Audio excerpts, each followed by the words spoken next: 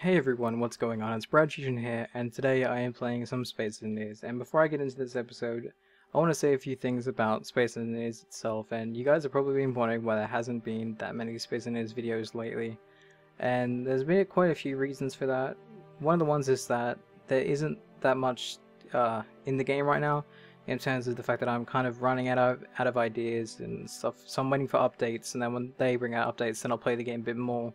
I'll put out a few more videos, and then I'll probably die down a bit and wait for another update. And that leads on to a second thing, in that I don't want to just do Space Engineers videos, and you guys have probably noticed that over the past few days by me putting out War Thunder videos and Civilization 5, because they're two games that I'm kind of getting into that I'm extremely new at, but I'm actually getting better at with each video, which is awesome, and you guys have actually shown me quite a lot of good support on that.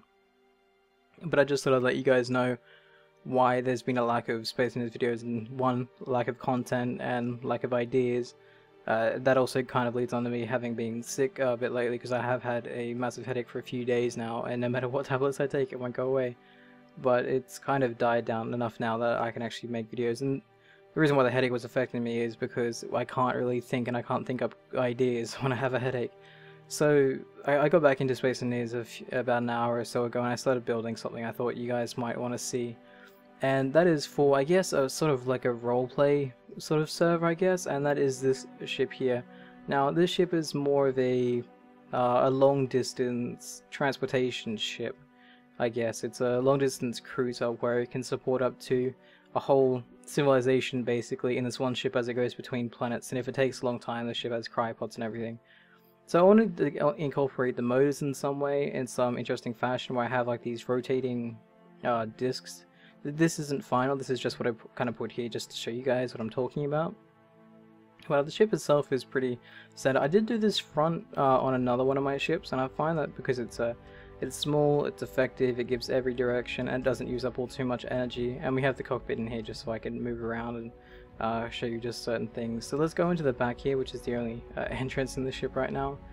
What I'm thinking of doing is having these things full of cryopods and artificial gravity, where it has gravity at each end, so that when you walk inside of it, you don't feel much of a difference.